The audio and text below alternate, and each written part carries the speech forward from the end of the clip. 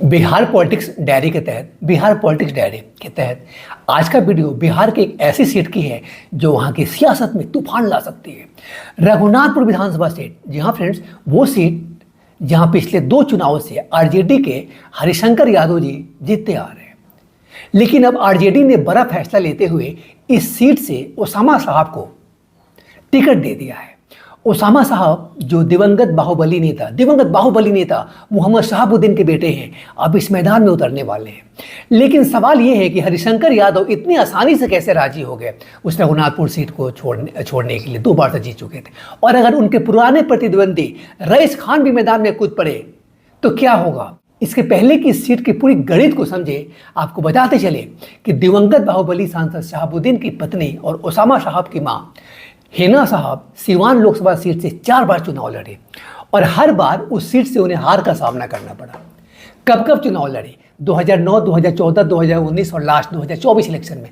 पहला 3 तो वे राजद की टिकट पे चुनाव लड़ी थी, लेकिन 2024 का लोकसभा चुनाव वो निर्दलीय ही खड़ी हुई थी, लेकिन हारी वो फिर भी हार गई। उसके बाद ही उन्होंने अपने बेटे ओसामा साहब को राजनीति में लॉन्च किसी उस सीट से करना चाह रही थी जहां से उनके बेटे की जीत हर हाल में सुनिश्चित हो सके।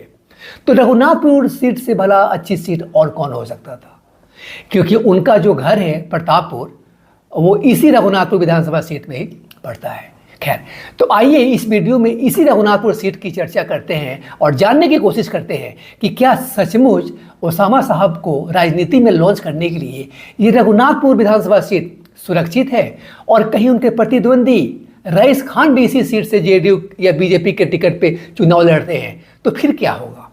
मुस्लिम वोट बटेंगे, ये सब कुछ जानेंगे आज के इस वीडियो में। नमस्कार, मैं आशीष शरण और आप देख रहे हैं अनजिप्ट। और अगर ये वीडियो आप फेसबुक पे देख रहे हैं तो फिर आप देख रहे हैं न्यूज अनजिप्ट। आइए इस वीडियो में आगे बढ़ते हैं।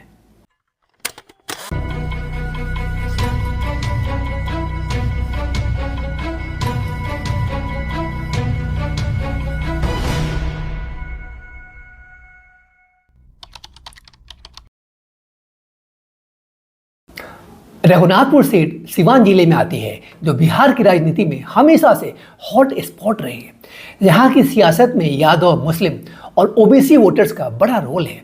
2015 और 2020 के चुनाव में आरजेडी के हरिशंकर यादव जी ने इस सीट पर कब्जा जमाया। वो आरजेडी के वफादार नेता हैं जिन्होंने पार्टी के लिए जमीन पर मेहनत करी है। 2020 में उन्होंने बीजेपी के उम्मीदवार को हराकर जीत हासिल की थी। हरिशंकर यादव जी का नाम सुनते ही लोगों को याद आता है उनका जमीनी कनेक्शन, क्या विकास कार्य, लोकल इश्यूज पर लड़ाई और आरजेडी की मजबूत पकड़। लेकिन अब 2025 के विधानसभा चुनाव नजदीक है और आरजेडी ने बड़ा खेल खेला है। पार्टी ने ओसामा साहब को रघुनाथपुर से उम्मीदवार बनाने का ऐलान किया। ओसामा जो शहाबुद्दीन फैमिली से आते हैं, उनके बेटे हैं शहाबुद्दीन साहब के, दिवंगत, तो वो खत्म हो चुके कोरोना में। पिछले कुछ सालों से राजनीति में एक्टिव है। उनकी मां हिना साहब भी पहले चुनाव लड़ चुके हैं, लेकिन अब ये फैमिली जो फिर से आरजेडी में लौटी है। आरजेडी लीडर तेजस्वी यादव ने उन्हें पूरा बैकिंग दिया है, क्योंकि शहाबुद्दीन का नाम सिवान में अभी भी जादू करता है, खासकर मुस्लिम और यादव वोटर्स के बीच।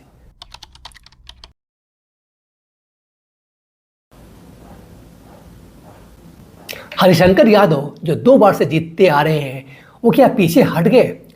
नहीं दोस्तों, राजनीति में सब कुछ दिखता नहीं है, लेकिन सूत्रों से जो पता चला है वो ये है कि आरजेडी में इंटरनल डायनामिक्स ने बड़ा रोल प्ले किया है। अप्रैल 2025 में जब हिना साहब ने ओसामा की उम्मीदवारी का ऐलान किया तो पार्टी में हलचल मच गई।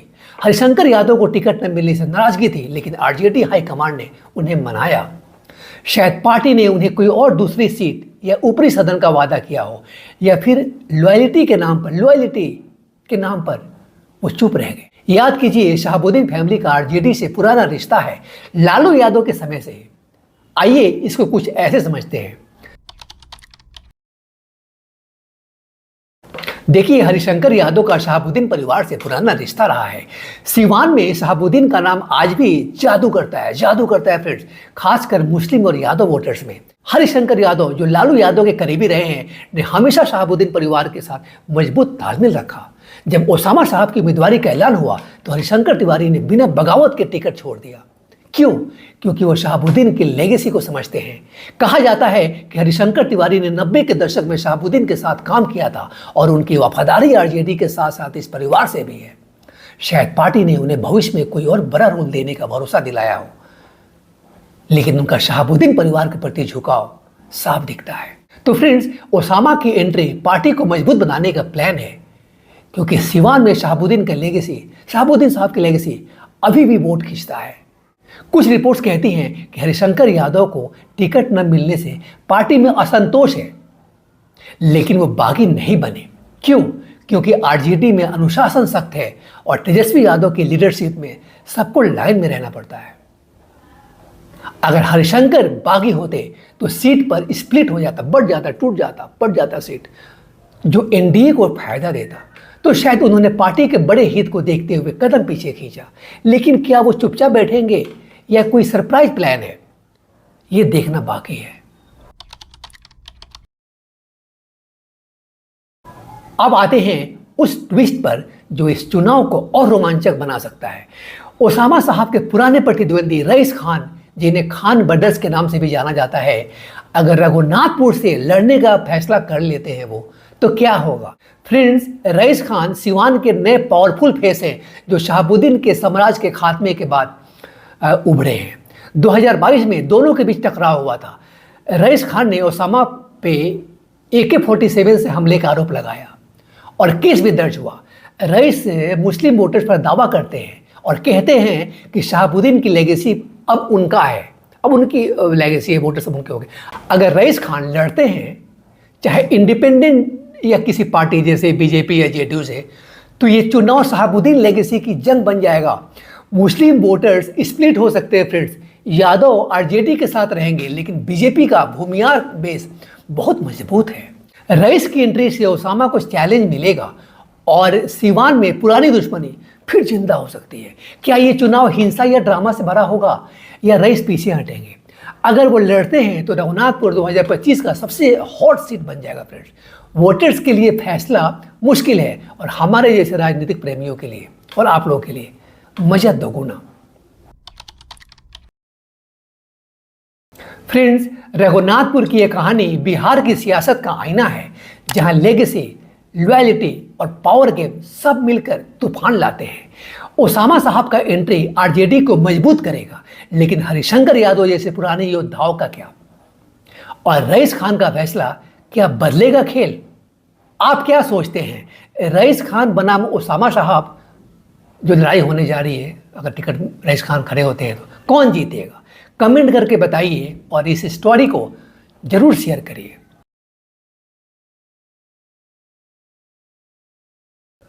रघुनाथपुर में मुस्लिम 23%, यादव 12%, राजपूत 10%, दलित वोटर्स भी बड़ी संख्या में हैं और अति पिछड़ी जातियां भी निर्णायक भूमिका में हैं। आरजेडी का मजबूत आधार यादव और मुस्लिम वोटर्स है, जो ओसामा साहब के साथ रहेंगे। शेड्यूल कास्ट और स्वर्ण वोट जो है एनडीए की तरफ झुक सकते हैं। अगर रईस खान मैदान में उतरते हैं तो मुस्लिम वोटर्स में बंटवारा और स्वर्ण ईबीसी गठजोड़ एनडीए को फायदा दे सकता है। लेकिन शहाबुद्दीन की लेगेसी और हरिशंकर यादव का सपोर्ट आरजेडी को मजबूत रखेगा। आपको क्या लगता है, रईस खान की एंट्री से बाजी पलटेगी? कमेंट में ये भी बताइएगा। और हाँ, अगर और डिटेल्स चाहिए तो भी कमेंट में लिखकर बताइए। मैं आशीष शरण और आप देख रहे थे अनजिप्ट। और अगर आप ये वीडियो फेसबुक पे देख रहे थे तो फिर आप देख रहे थे न्यूज़ अनजिप्ट। मिलते हैं फिर किसी और पॉलिटिकल स्टोरी को अनजिप्ट करते हुए। तब तक आप अपना ख्याल रखिए अपना, बहुत ज़रूरी है ये। धन्यवाद।